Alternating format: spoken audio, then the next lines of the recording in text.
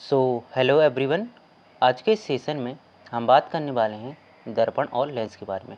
आखिर ये क्या होते हैं, इनका काम क्या होता है और हम अपने दैनिक जीवन में कहाँ कहाँ पे इनका उपयोग करते हैं।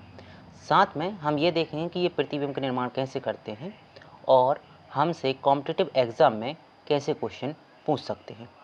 ठीक है, तो सबसे पहले हमें जानना होगा आखिर दर्पण क्या होता है, मिरर क्या है। तो बोलना मिरर कुछ नहीं है, एक चमकदार और चिकनी सतह है जो क्या करती है, प्रकाश का परावर्तन करती है, या फिर हम बोल सकते हैं प्रकाश को परावर्तित कर देती है। उसी को हम बोलते हैं दर्पण। ठीक है, क्या है, मान कर चलिए ये हमारे पास में एक चिकनी सतह है। अब सतह का मतलब होता है पीछे साइड इसके क्या होगा, कुछ लेप होगा, और यहाँ से अगर हमारे पास में कोई रेस आ रही है, कोई हमारे पास प्रकाश की किरण आ रही है, तो ये क्या कर देगी, उसको रिफ्लेक्ट कर देगी, मतलब उसको परावर्तित कर देगी। तो ये काम कौन करता है, ये दर्पण करता है। ठीक है, तो दर्पण की एक बात तो क्लियर है कि दर्पण का एक भाग पॉलिश हुआ होता है और एक भाग चिकना होता है, जो क्या करता है, परावर्तन करता है। ठीक है, अब दूसरी बात हमें समझनी होगी, जो दर्पण है ना, दर्पण दो प्रकार के हम पढ़ेंगे। एक को हम बोलते हैं समतल दर्पण और एक को बोलते हैं गोलीय दर्पण। अब जो गोलीय दर्पण होता है ये भी दो प्रकार से बढ़ जाता है। एक को हम बोलते हैं उत्तल दर्पण और दूसरे को हम बोलते हैं अवतल दर्पण।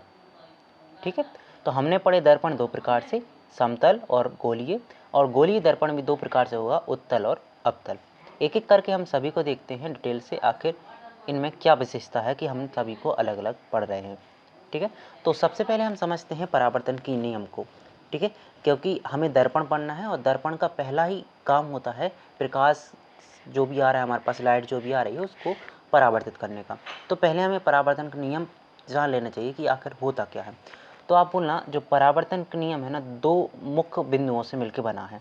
जैसे मान के चलो, दो मुख्य बिंदुओं से मान के चलो, एक हमारे पास में समतल दर्पण है, या ये हमारे पास एक चिकनी सतह है जिसके पीछे साइड क्या है, पॉलिश है, और आगे बिल्कुल सीधी है। तो इनका कहना है कि एक आएगा हमारे पास, मान के चलो यहाँ से आ रही लाइट आ रही है, तो इसे हम बोलेंगे ये हमारे पास में आपतित किरण है। क्या है, जो ऊपर से आ रही है इसे हम बोलेंगे आपतित किरण है। हो सकता है सोर्स यहाँ से हमारे पास में लाइट हो, तो यहाँ से आ रही है तो ये सोर्स है, तो इसे हम बोलेंगे आपतित किरण। क्या बोलेंगे, आपतित किरण। अब क्या करेगी, जैसे ये इसकी सतह पर टकराएगी, जिस एंगल से आई थी उसी एंगल में ये क्या कर जाएगी, वापस निकल जाएगी। ठीक है, तो इसे हम बोलते हैं परावर्तित किरण। बात क्लियर है। अब इन दोनों के जो बीच का मध्य बिंदु होता है ना, यहाँ पे बीच में, तो एक हम काल्पनिक रेखा मान लेते हैं जिसे हम बोलते हैं अभिलंब। क्या बोलते हैं, जिसे हम बोलते हैं अभिलंब। एक काल्पनिक हम अक्ष मान लेते हैं, इसे अभिलंब कहते हैं। तब इनका कहना ये होता है कि सबसे पहले आप देखो, जहाँ से आपतित किरण आ रही है और अभिलंब है, इन दोनों के बीच में आप एक देख रहे होगे, एक झुकाव आ रहा है, जैसे हम बोलते हैं कोण है। तो ये कोण और जो परावर्तित किरण है और अभिलंब, इनके बीच में जो भी कोण बन रहा होगा, ये दोनों कैसे होंगे, बराबर होंगे। तो आप पहले ही लाइन क्या कर सकते हो, आपतन कोण और परावर्तन कोण जो दोनों कैसे होंगे, बराबर होंगे। ठीक है, दूसरी बात आपको याद रखना है, आपतन किरण या फिर हम बोल सकते हैं आपतित किरण, परावर्तित किरण और अभिलंब तीनों एक ही तल में होते हैं। देखो यहाँ पे देखो, एक ही तल में ये आपतित किरण है, ये परावर्तित किरण है और ये अभिलंब, तीनों के तीनों एक ही तल में मौजूद होते हैं। यही परावर्तन के दो मेन नियम थे। पहला क्या था, आपतन कोण और परावर्तन कोण कैसे होते हैं, बराबर होते हैं। और दूसरा नियम, दूसरा ही पॉइंट इसमें था कि आपतित किरण, परावर्तित किरण और अभिलंब तीनों ही एक ही तल पर मौजूद होते हैं। ठीक है, बात क्लियर है। इनका मतलब ऐसे समझ सकते हैं, अगर ये 30 डिग्री के एंगल से आ रही है यहाँ पे किरण, तो 30 डिग्री के एंगल से ये वापस आएगी। अगर 45 डिग्री के एंगल से आ रही तो 45 की डिग्री से वापस आएगी, ऐसा ही है। ठीक है, बात क्लियर है, ओके। अब हम समझते हैं समतल दर्पण को। आखिर ये समतल दर्पण है क्या। देखो सबसे पहले हम ट्रिक बता दें आपको, समतल से याद रखना सिंपल। समतल दर्पण से याद क्या रखोगे आप, सिंपल। मतलब सीधी सिंपल बात ये है कि ये जो दर्पण है एक साधारण व्यक्ति है। सिंपल, साधारण या सिंपल एक ही बात हो सकती है। तो मतलब क्या होगा, तो पहली बात याद रखना, इसका जो प्रतिबिंब बनेगा वो आभासी बनेगा और सीधा बनेगा। आभासी, सीधा, और बोलना जो हमारे पास में वस्तु है उसके समान। तो आभासी, सीधा और वस्तु के समान प्रतिबिंब बनता है। किसमें बनता है, समतल दर्पण में। और जो दूरी होगी, दूरी की अगर हम बात करें तो दूरी भी बिल्कुल वस्तु के समान होगी। जो प्रतिबिंब की दूरी होगी वो किसके समान होगी, वस्तु की दूरी के समान होगी। बात क्लियर है, ये चार बातें आपको याद रखनी है। अब हमने आभासी प्रतिबिंब क्या बोला है, देखो आभासी का मतलब होता है ये आपके पास में दर्पण है, ठीक है, मान कर चलो ये दर्पण है, ये इसके पीछे पॉलिश है। तो आप बोलना आभासी का मतलब ये होता है, अगर हमारे पास कोई व्यक्ति यहाँ पे खड़ा है और इसका प्रतिबिंब जहाँ पे पाले से उस साइड बन रहा है कहीं, तो इसे हम बोलते हैं आभासी प्रतिबिंब। और वास्तविक प्रतिबिंब का मतलब होता है अगर इसका प्रतिबिंब दर्पण के सामने बने, अगर इसका प्रतिबिंब दर्पण के सामने ही बनता तो इसे हम बोलते हैं वास्तविक। क्या बोलते हैं इसे हम? वास्तविक बोलते हैं। लेकिन दर्पण के पीछे बन रहा है तो इसे हम बोलते हैं आभासी। ठीक है। और कैसा बन रहा है? सीधा। तो आपके पास में 4 बातें याद रखनी है। सबसे पहले समतल दर्पण में आभासी प्रतिबिंब बनता है, सीधा बनता है, वस्तु के समान बनता है और वस्तु के समान ही दूरी पर बनता है। ठीक है, बात क्लियर है? तो हमने बोला प्रतिबिंब वस्तु के बराबर बनेगा, दर्पण से उतनी ही दूरी पर बनता है जितनी दूरी पर कोई वस्तु मौजूद होगी। ठीक है, बात क्लियर है?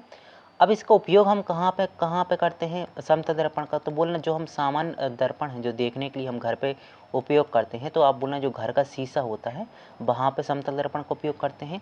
और हमारे पास में पेरिस्कोप होता है ना, पेरिस्कोप में भी इसी का उपयोग किया जाता है। किसका उपयोग किया जाता है? समतल दर्पण का। इसमें क्या करते हैं 45 डिग्री के एंगल पर हम 2 दर्पण को जोड़ देते हैं, तब जाके हमारे पास में पेरिस्कोप बन जाता है। ठीक है, बात क्लियर है? अब हम समझते हैं जो गोलीय दर्पण थे हमारे पास में, जो गोलीय दर्पण हम पढ़ रहे थे 2 प्रकार का था। गोलीय दर्पण कितने प्रकार से था? 2 था। एक को हम बोल रहे थे अवतल दर्पण और एक को बोल रहे थे उत्तल। ठीक है, तो ये इसमें हम देखते हैं अवतल दर्पण क्या है। सबसे पहले क्या जानते हैं अवतल दर्पण आखिर है क्या? तो सबसे पहले समझो अवतल दर्पण होता कैसे है। तो आप बोलना अवतल का मतलब होता है अंदर की ओर धंसा हुआ। अवतल से याद रखना अंदर की ओर धंसा हुआ। क्या है? अंदर की ओर धंसा हुआ। अवतल से याद रखना अंदर की ओर धंसा हुआ दर्पण। जैसा हम सिंपल मिरर की बात कर रहे थे, साधारण दर्पण की बात कर रहे थे, अब इस साधारण दर्पण में आप सीधा देख रहे हो, ये क्या हमारे पास में साधारण दर्पण है। अब बोलना अगर हम अंदर की ओर धंसा दें उसको, अंदर की ओर धंसाने का मतलब है अब ये सीधा दिख रहा था स्ट्रेट लाइन की तरह है, अब इसको हमने थोड़ा ऐसा टेढ़ा कर दिया, तो अब क्या होगा? ये टेढ़ा हो गया ना, तो इसी को आप बोलना अंदर की ओर धंसा हुआ होगा, उसे हम बोलेंगे अवतल दर्पण। बात क्लियर है? ओके, तो अब क्या होगा? सबसे पहले हम देखेंगे यहाँ पे, इसको हम कुछ इस प्रकार देखेंगे। अब यहाँ पे जो P है ना, P से आप बोलना ध्रुव है हमारे पास में। यहाँ पे F का मतलब हमारे पास में फोकस बिंदु और C का मतलब हमारे पास में वक्रता केंद्र है। ठीक है, बात क्लियर है? अब यहाँ पे सीधी सिंपल बात ये रखो, अगर कोई वस्तु यहाँ पे इसकी यहाँ रखी होगी, ठीक है, कहाँ रखी होगी? अगर यहाँ पे कोई व्यक्ति खड़ा है और अगर हम अवतल दर्पण में देखेंगे तो इसका प्रतिबिंब वस्तु के सामने ही बनेगा, लेकिन कैसा बनेगा? उल्टा बनेगा। कैसा बनेगा? सामने ही बनेगा लेकिन उल्टा बनेगा। तो आप बोलना जो वस्तु की दूरी है, जो प्रतिबिंब की दूरी है, वो वस्तु की दूरी पर निर्भर करेगी। अभी हम देखें कि इनके दर्पण का प्रतिबिंब बनता कैसे है, तो आप वहाँ पे देखो जैसे वस्तु की दूरी और प्रतिबिंब की दूरी एक दूसरे पर निर्भर करेगी। ठीक है, वहीं पे अगर हम बात करें तो यहाँ पे जो आपको इम्पोर्टेंट बात याद रखनी है, कौन कौन सी रखनी है? सबसे इम्पोर्टेंट बात याद रखनी है, यहाँ पे जो प्रतिबिंब बनेगा, किसमें? अवतल दर्पण में प्रतिबिंब बनेगा, यहाँ पे प्रतिबिंब बनता है वास्तविक। वास्तविक का मतलब होता है दर्पण के सामने बनने वाले प्रतिबिंब क्या बोलते हैं? वास्तविक बनेगा। और कैसा बनेगा? बोलना वास्तविक के साथ में कैसा बनेगा? उल्टा बनेगा। 2 बात याद रख ली, वास्तविक प्रतिबिंब बनेगा और कैसा बनेगा? उल्टा बनेगा। तो ये कैसा प्रतिबिंब बोला? अधिकांश जो हमारे पास में प्रतिबिंब बनेंगे वो ऐसे ही बनेंगे, वास्तविक और उल्टे बनेंगे। लेकिन केवल एक हमारे पास में यहाँ पे अपवाद होगा। क्या होगा? एक अपवाद होगा जहाँ पे हमारे पास में आभासी बनेगा प्रतिबिंब। कैसा बनेगा? आभासी प्रतिबिंब बनेगा और कैसा बनेगा? सीधा। ये अपवाद रहेगा, बाकी सभी कैसे बनेंगे? वास्तविक और उल्टे बनेंगे। ठीक है, बात क्लियर है? अब इसका उपयोग हम कहाँ कहाँ पे करते हैं? तो बोलना सेविंग मिरर में करते हैं और वाहन के हेडलाइट में करते हैं और सौर भट्टी में भी इसका उपयोग करते हैं। अब आप सभी सोच रहे होंगे आखिर हम इसका सेविंग मिरर और वाहन की हेडलाइट में क्यों उपयोग कर रहे हैं? ध्यान दो कि हमने देखा है अवतल दर्पण को, अवतल दर्पण कुछ ऐसा था, अगर हम यहाँ से कोई लाइट को यहाँ पे पास करेंगे, लाइट हमने यहाँ पे करी तो हम बोलेंगे ये क्या कर रहा है? जो लाइट है पूरी को एक जगह पे केंद्रित करने का काम कर रहा है, एक जगह पे इकट्ठी करने का काम कर रहा है। क्या कर रहा है? एक जगह पे इकट्ठी करने का काम ये कर रहा है। कौन कर रहा है? अवतल दर्पण। तो क्या करेगा? एक जगह पे इकट्ठी कर रहा, मतलब सीधी सिंपल बात करेंगे, ये जो प्रतिबिंब बनाएगा ना, जो भी प्रतिबिंब बनाएगा वो कैसे बनाएगा? बड़ा बनाएगा। इसलिए सेविंग जब हम कराते हैं, सेविंग मिरर होता है या फिर जो डॉक्टर वगैरह होते हैं वो अवतल दर्पण का उपयोग करते हैं, क्योंकि छोटी चीज़ को बड़ा देखने के लिए करता है, प्रकाश को इकट्ठा करने का काम करता है। क्या करता है? ये प्रकाश को इकट्ठा करने का काम करता है। ठीक है, बात क्लियर है? कोई दिक्कत वाली बात तो नहीं है। तो आप बोलना ये क्या काम करता है, अवतल दर्पण का काम होता है जो किरणें हैं उनको इकट्ठा करने का काम भी करता है। ठीक है, इसके बाद हम समझते हैं उत्तल दर्पण को। तो उत्तल दर्पण जो है अवतल दर्पण के बिल्कुल उल्टा होता है। देखो उत्तल है ना, तो ये उल्टा रहेगा। उत्तल दर्पण से आप याद रखो उल्टा रहेगा। कैसा रहेगा? उल्टा। जैसा कि हमने अभी बात की थी, तो ऐसा देख रहे थे हम, यहाँ पे पॉलिश जब थी, कहाँ पे पॉलिश थी? बाहर साइड पॉलिश थी, तो हमारे पास में कुछ ऐसे मिल रहा था अवतल दर्पण के लिए। लेकिन उत्तल दर्पण अवतल का उल्टा है, तो मतलब ये है कि इसको आप कर दो उल्टा। अभी पॉलिश हम देख रहे थे, पॉलिश कहाँ हुई थी? बाहर हुई थी। अब पॉलिश हम कर देंगे अंदर मुड़े हुए भाग पे, तो जो भाग हमारे पास में बचेगा, जो दर्पण बनेगा, इसे हम बोलते हैं उत्तल दर्पण। ठीक है, अब यहाँ पे भी सेम कॉन्सेप्ट वही रहेगा। यहाँ पे P रहेगा, यहाँ पे F रहेगा और यहाँ पे C रहेगा। वैसे ही यहाँ पे F रहेगा और यहाँ पे C रहेगा। अब इस केस में देखा जाए तो इस साइड रखाएगी कोई भी वस्तु या फिर इंसान इस साइड रहेंगे, और इसका जो प्रतिबिंब बनेगा वो बनेगा इस साइड में। तो मतलब कैसा हो रहा है? दर्पण के पीछे अगर कोई प्रतिबिंब बनता है तो उसे हम बोलते हैं कैसा? आभासी प्रतिबिंब बोलते हैं। तो ऐसे कैसा है? आभासी बनेगा। और कैसा बनेगा? सीधा। और याद रखना, इसका प्रतिबिंब हमेशा कैसा बनेगा? वस्तु से छोटा बनेगा। कैसा बनेगा? वस्तु से छोटा बनेगा। इसका उपयोग हम करते हैं जो वाहन वगैरह होते हैं उसको पीछे के देखने के, मतलब हम बोल सकते हैं जो पीछे देखने के लिए हमारे पास में बाइक में है, मोटरसाइकिल है, स्कूटी है, इनमें जो पीछे के देखने के लिए हम उपयोग करते हैं उसे हम बोलते हैं क्या? आप किस मिरर का उपयोग कर रहे हैं? उत्तल दर्पण का उपयोग कर रहे हैं। अब इसका कारण ये होता है कि ये जो पीछे का हमारे पास में जो भी दृश्य होता है उसको, बहुत बड़े दृश्य को एक छोटे से उसमें वो कैद कर लेता है। तो इसका काम क्या हो रहा है? तो क्या करता है, ये बहुत बड़ा अगर हमारे पास में दृश्य है तो उसको छोटे में समेट देता है, क्योंकि ये छोटा प्रतिबिंब बनाता है। दूसरी बात आप याद रखना इसकी, कि इसकी भी जो हमारे पास में प्रतिबिंब होगा वो वस्तु पर निर्भर करेगा कि वस्तु कहाँ पे है और प्रतिबिंब कहाँ पे बनेगा। ठीक है, और इसके साथ में याद करो, हमने अवतल दर्पण में बात की थी, यहाँ पे अवतल दर्पण का काम हो रहा था, ये क्या कर रहा है? आने वाली किरणों को इकट्ठा कर रहा था। लेकिन जो उत्तल दर्पण होगा, उत्तल दर्पण का काम होता है जो आने वाली किरणें हैं उनको बिखराव करने का होता है। जैसे यहाँ से किरण आ रही, इसको यहाँ बिखरा दिया, इसको यहाँ कर दिया, यहाँ कर दिया, तो ये क्या करता है? किरणों का फैलाव करता है। क्या करता है? ये किरणों का फैलाव करता है। कौन कर रहा है? उत्तल दर्पण। बात क्लियर है? अगर हम बात करें लेंस की, तो लेंस क्या होते हैं? एक पारदर्शी माध्यम का काम करते हैं। मतलब सीधी सिंपल बात है, अगर हमारे पास लाइट होगी और लाइट को अगर हम पास करें तो लेंस से पास हो जाएगी। ठीक है, लेंस से पास हो जाएगी लाइट। ठीक है, बात क्लियर है? ओके, तो लेंस भी दो प्रकार के होते हैं। जैसे दर्पण दो प्रकार के हैं, वैसे ही लेंस भी दो प्रकार के हैं, एक उत्तल लेंस और एक अवतल लेंस। अब यहाँ पे ज़रूरी बात आपको याद रखने की ये है, अगर आपको लेंस नहीं पढ़ना है तो सीधी सिंपल बात याद रखना, जो उत्तल लेंस है ना, वो याद रखना हमारे पास में जो भी गुण हमने पढ़े थे अवतल दर्पण के, जो भी हमने गुण पढ़े थे वो सभी के सभी गुण आप अप्लाई कर सकते हो उत्तल लेंस में। और जो हमने अवतल लेंस पढ़ना है हमें, जो हमने उत्तल दर्पण पढ़ा था, क्या पढ़ा था हमने? उत्तल दर्पण पढ़ा था, उसके जो भी गुण होंगे वही गुण होंगे अवतल लेंस के। ठीक है, आप यहाँ से भी याद कर सकते हो कि एक चीज़ आपको याद है एक नहीं है, तो आप एक दूसरे को जोड़ के कर सकते हो कि लेंस दर्पण के उल्टे होते हैं। ठीक है, बात क्लियर है? फिर भी मैं आपको समझा देता हूँ क्या होगा। जैसे मान के चलो आपसे पूछे उत्तल लेंस, क्या पूछे आपसे? उत्तल लेंस। बस आपको थोड़ा डायग्राम याद रखना है, बाकी आप कर लोगे।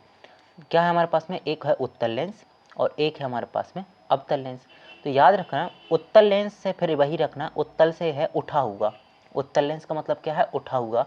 तो आप क्या करना, यहाँ से आप ऐसा जो लेंस देखोगे इसे हम बोलते हैं उत्तल लेंस। ठीक है, उत्तल लेंस का मतलब होता है जो बीच में क्या होगा, बीच में हमारे पास में फूला हुआ भाग होगा। ठीक है, और बाजू में जो ऊपर नीचे है, ऊपर नीचे कैसा होगा? ऊपर नीचे हमारे पास में जो भाग होगा वो पतला होगा। कैसा होगा? पतला होगा। बात क्लियर है? तो आप याद रखो, सबसे पहले डायग्राम याद रखो। आप कैसे याद रखोगे? जो उत्तल लेंस होगा, कॉन्वेक्स लेंस होगा, वहाँ पे ऊपर वाला भाग और नीचे वाला भाग दोनों ही कैसे होंगे? दोनों ही हमारे पास में पतले होंगे, और जो बीच वाला भाग होगा वो कैसा होगा? मोटा होगा। वहीं पे हम बात करें अवतल लेंस की, तो अवतल लेंस आप देखना बीच में कैसा होगा? ये बीच में पतला होगा और ऊपर नीचे कैसा होगा? मोटा होगा। बस इतनी बात याद रखो, बाकी जो हमने आपको बताया कि आप उल्टा कर दो, वहाँ से आप इसको कर सकते हो। जैसा कि हमने अवतल दर्पण में पढ़ा था कि अवतल दर्पण क्या कर रहा था? किरणों को इकट्ठा करने का काम कर रहा था। तो वैसे ही जो उत्तल दर्पण है ये काम करेगा किरणों को इकट्ठा करने का। ठीक है, इसे हम संग्राहक लेंस भी कहते हैं। ओके, और इसका उपयोग हम आवर्धिक कांच वगैरह में करते हैं, हाइपरमेट्रोपिया में करते हैं। हाइपरमेट्रोपी एक स्थिति होती है जिसमें क्या होता है, हमें पास का नहीं दिखता है, दूर का दिखता है।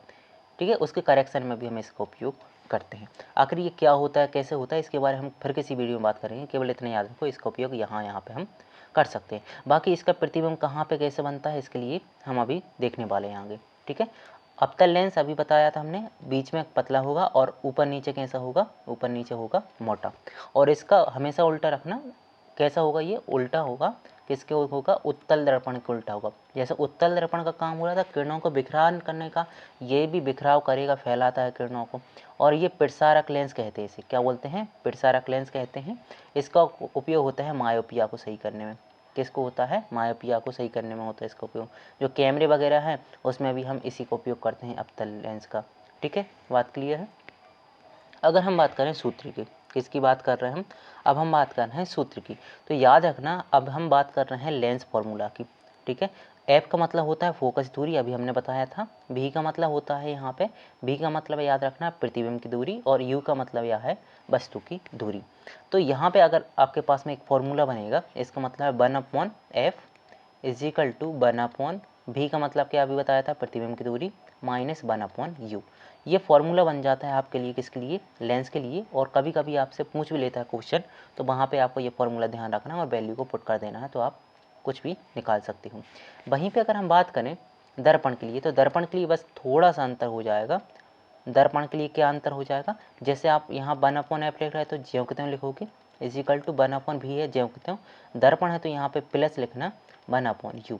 दर्पण और लेंस में केवल फॉर्मूला में इतना अंतर है कि लेंस में माइनस लग जाएगा और दर्पण में क्या लग जाएगा, प्लस लग जाएगा।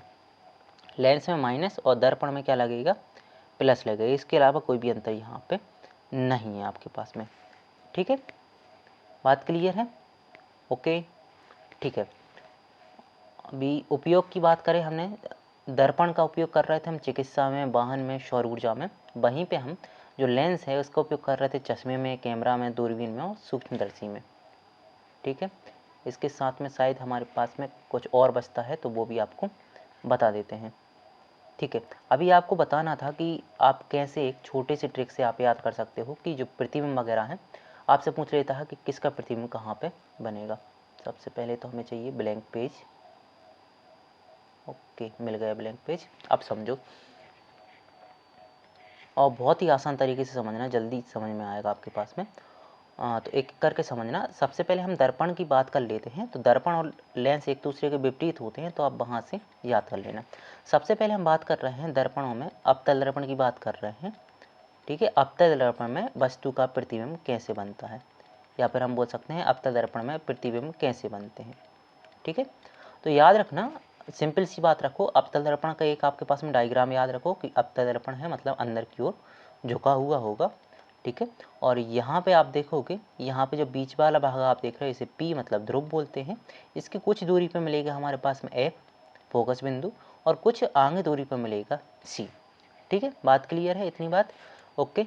तो याद रखना, हमारे पास में मिलेंगे 6 केस, मतलब 6 केस मिलेंगे। 6 केस में आपसे पूछ सकता है कहीं से भी। तो पहला आपके पास में केस मिलेगा कि अगर वस्तु कहाँ पे हो, अनंत पे। अनंत का मतलब होता है हमें वस्तु दिखाई नहीं दे रही है, तो पहली कहाँ पर मिलेगी, अनंत पर मिलेगी वस्तु। ठीक है, फिर दूसरी बार आपसे पूछ सकता है सी से परे, मतलब सी के बिहाइंड, यहाँ पे सी से आगे मिलेगा, तो आप बोलना दूसरे नंबर पे आपसे पूछ सकता है सी से परे। क्या पूछ सकता है, सी से परे पूछ सकता है। तीसरे नंबर पे आपसे पूछ सकता है बिल्कुल सी पर। क्या पूछ सकता है, सी पर, वस्तु यहाँ पे सी पर रखी हो। चौथे नंबर पे आपसे पूछ सकता है जो वस्तु है वह सी व एफ पर रखी हो, एफ के बीच में रखी हो। ठीक है, पाँचवें नंबर पे आपसे पूछ सकता है कि जो वस्तु है अभी सी और एफ के बीच में रखी थी, अब बोले कि कहाँ रखी है, एफ पर रखी है। कहाँ पर रखी है वस्तु, एफ पर रखी है। और छठे नंबर पे आपसे पूछ सकता है कि वस्तु अब एफ और पी के बीच में रखी है, एफ व पी के बीच में रखी है वस्तु। इतनी बात क्लियर है।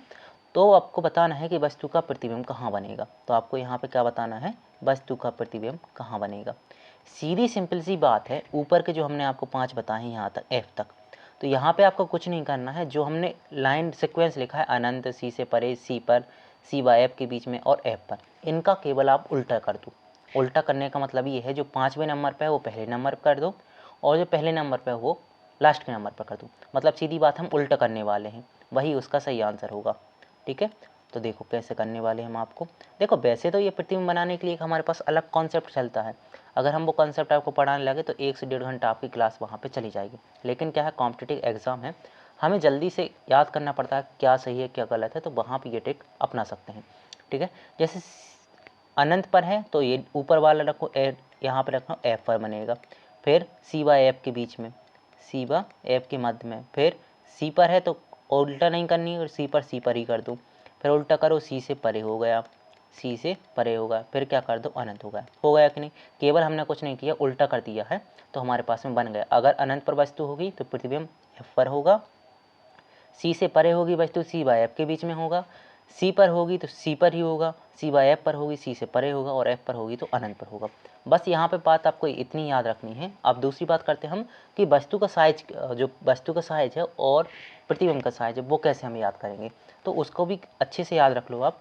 अगर हम फोकस की बात करें तो वस्तु कैसी होगी, छोटी होगी, तो यहाँ पे बोल दो अगर फोकस की बात कर रहे हैं तो बिंदु साइज होगी, पर धीरे धीरे साइज बढ़ता जाएगा, ठीक है।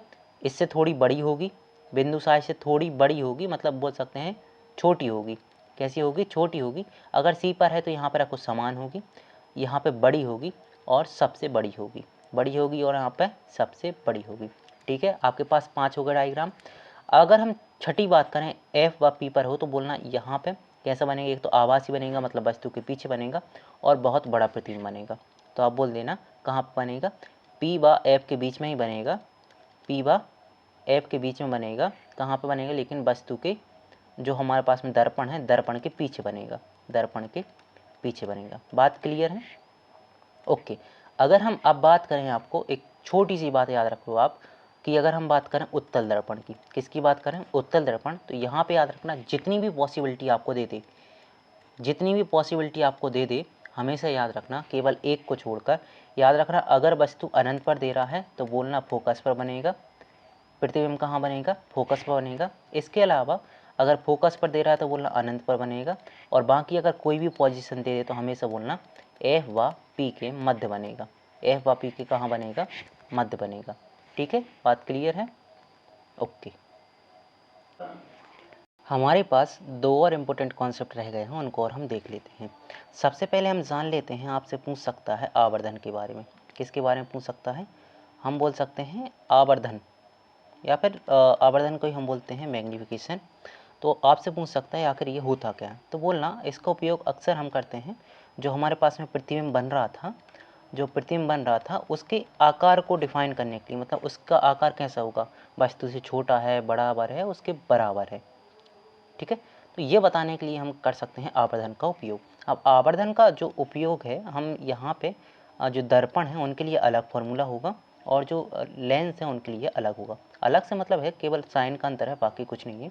अगर हम दर्पण की बात करें तो यहाँ पे होगा -v/u, और अगर हम लेंस की बात करें तो यहाँ पे होगा v/u। अगर यहाँ पे हम v की बात करें तो अभी आपको बताया था v का मतलब होता है प्रतिबिंब, ठीक है, प्रतिबिंब के लिए होता है, और u का मतलब होता है हमारे पास में किसके लिए, u का मतलब होता है हमारे पास में वस्तु के लिए। वैसे ही यहाँ पे भी हो जाएगा, और ये कहता है दूरी के लिए। किसके लिए बात कर रहे हैं हम, दूरी के लिए बात कर रहे हैं। कभी कभी हमारे पास में हाइट दी होती तो हाइट से भी हम निकाल सकते हैं, वहाँ पे भी सेम करना है। तो यहाँ पे हम कर सकते हैं h0 कर दो अपॉन h कर दो। h0 का मतलब होता है जो प्रतिबिंब की दूरी कितनी है, और h का मतलब होता है जो हमारे पास में वस्तु है उसकी दूरी क्या है। वैसे ही सेम हम यहाँ पे भी कर सकते हैं। तो ये हमारे पास आवर्धन का मतलब हो जाता है। अब याद रखना आवर्धन से हम क्या क्या बता सकते हैं। याद रखना जो आवर्धन की वैल्यू है, अगर वो हमारे पास में 1 से ज़्यादा आ रही है, 1 से, अगर हमारे पास में जो m है आवर्धन है उसकी वैल्यू अगर 1 से ज़्यादा आ रही, तो आप बोलना जो वस्तु का प्रतिबिंब होगा वो कैसा होगा, बड़ा होगा। कैसा होगा, बड़ा। अगर जो m आवर्धन की वैल्यू वस्तु 1 के बराबर आ रही है तो आप बोलना कि समान साइज का होगा। और अगर हमारे पास में m की वैल्यू है, आवर्धन की वैल्यू है 1 से अगर छोटी आ रही है, तो आप बोलना जो हमारे पास में प्रतिबिंब बनने वाला है वो कैसे बनने वाला है, छोटे आकार का बनने वाला है। साथ में एक बात और याद रखना आप कि प्लस और माइनस का भी यहाँ पे बहुत ज़्यादा योगदान है।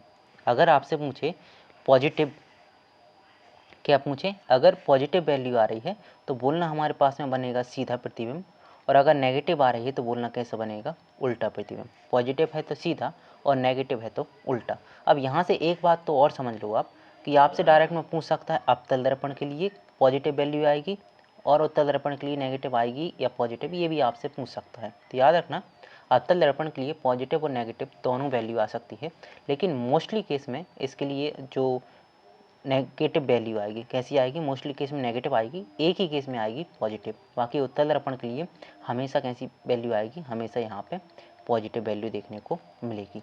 ठीक है। हाँ, एक और कॉन्सेप्ट हमारा रह गया था जो हम समतल दर्पण पढ़ रहे थे। क्या पढ़ रहे थे हम? समतल दर्पण पढ़ रहे थे। समतल दर्पण में आपसे पूछ सकता है कि अगर कोई भी वस्तु है, कोई भी हमारे पास में अगर कोई वस्तु है और वो दो दर्पण के बीच में रखी है, कहाँ पे रखी है, दो दर्पण के बीच में रखी है, तो आपसे पूछ सकते हैं कि ज़रा ये बताइए कि जो प्रतिबिंब बनेंगे उनकी संख्या कितनी होगी, उनकी संख्या कितनी होगी। अब ये बात पूरी डिपेंड करेगी किस पर, ये डिपेंड करेगी कि जो हमारे पास में दो दर्पण की बात कर रहे हैं वो आखिर किस एंगल पर रखे हैं, मतलब उनके बीच में डिग्री कितनी है, कितने एंगल पर वो रखे हैं। तो इसके पास हमारे पास में फॉर्मूला होता है निकालने का। तो आप बोलना फॉर्मूला क्या होगा हमारे पास में, एन का मतलब होता है जो प्रतिबिंब है उनकी संख्या कितनी होगी, इज इक्वल टू होगा 360 अपॉन थीटा, मतलब 360 बटे थीटा करो तो हमारे पास में एन की वैल्यू निकल आएगी। अब दो बातें याद रखो आप, अगर हमारे पास में एन की वैल्यू सम आ रही है, क्या आ रही है हमारे पास में, एन की वैल्यू अगर सम आ रही है तो हमारे पास जो एन की वैल्यू होगी n-1 करेंगे तो वही हमारे पास में प्रतिबिंब की संख्या आ जाएगी। और अगर हमारे पास में जो n की वैल्यू विषम आई, क्या आई, हमारे पास n की वैल्यू अगर विषम आई तो हमारे पास में जो n है वो n का n रहेगा, लेकिन इसके लिए एक कंडीशन रहेगी, विषम आने पर दो हमारे पास फिर से शर्त लग जाएगी। अगर हमारे पास में जो वस्तु रखी है वो सममित रूप से रखी है, सममित का मतलब होता है सिमेट्रिकल, और सिमेट्रिकल अगर हम बात करें, सिमेट्रिकल का मतलब होता है बिल्कुल हम बोल सकते हैं सिमेट्रिकल, ऐसे मान को चलो ये हमारे पास में एक दर्पण यहाँ पे लगा है और एक दर्पण यहाँ पे लगा है।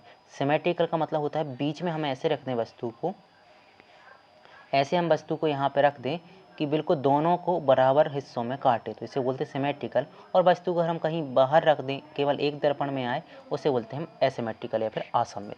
तो हम बोलना अगर हमारे पास में सममित आएगी तो वहाँ पे सेम रूल लगेगा n-1 वाला, कैंसर रूल लगेगा n-1 वाला लगेगा।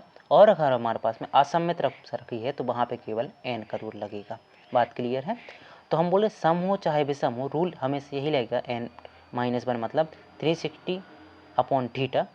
अगर हमारे पास में जो वस्तु है वो असममित रूप से रखी है तब जाके हम बोलेंगे जो n का मान है वही हमारे पास में होगा। एक हम क्वेश्चन आपको करके बता दे रहे हैं तो आपको जल्दी समझ में आ जाएगा। मान के चलो आपके पास में क्वेश्चन दिया है कि कोई वस्तु है, दो हमारे पास में समतल दर्पण हैं, उनके बीच में सममित रूप से रखी हुई है, कितने डिग्री एंगल पर, 40 डिग्री एंगल पर रखी हुई है। तो बताइए वस्तु द्वारा बनने वाले प्रतिबिंबों की संख्या। तो हमको कुछ नहीं करता है, एन की वैल्यू निकालनी है। एन की वैल्यू निकली 360 अपॉन थीटा। अब हमें पता है 360 है और 40 हमारे पास में एंगल दिया है, तो हम यहाँ से निकालेंगे, हमारे पास में कितना आया है, 9 आया। ठीक है। अब हमें पता है जो 9 है, 9 कैसा है हमारे पास में, 9 हमारे पास में कैसा है, हमारे पास विषम संख्या है। तो आप बोलना कि विषम की संख्या विषम आंसर हो जाता है, तो ये बात गलत हो जाएगी, क्योंकि हमने अभी बताया था जो वस्तु रखी हुई है वो सममित रूप से रखी हुई है। कैसी रखी है, सममित रूप से रखी हुई है। और सममित रूप से रखी होती है तो हम बोलते हैं n बराबर होगा, जो भी दर्पणों की संख्या होगी वो n-1 के बराबर होगी। n की वैल्यू 9 आई, 9-1 करो तो हमारे पास 8 आएगा। इसका आंसर सही क्या है, 8 है। वहीं पे अगर हम बात करें कि दो दर्पण हैं और इनके बीच का एंगल हमारे पास में 60 है, बीच का एंगल कितना है, 60 है, और ये भी सममित रूप से रखी है। कैसी है, सममित रूप से रखी है। तो वही फॉर्मूला लगाओगे आप, 360 अपॉन कितना है, 60 है, तो यहाँ पे 60 कर दो, -1 कर दो, डायरेक्ट हम बाद में नहीं करेंगे। अगर नहीं करना है तो अभी छोड़ दो। तो यहाँ पे आ गया आपके पास में 6, एन की वैल्यू आ गई आपके पास में 6, लेकिन हमें पता है पूरा हमें निकालने की क्या करेंगे, n = 6 - 1 = 5। तो आपके पास में दर्पणों की संख्या कितनी आ गई, 5।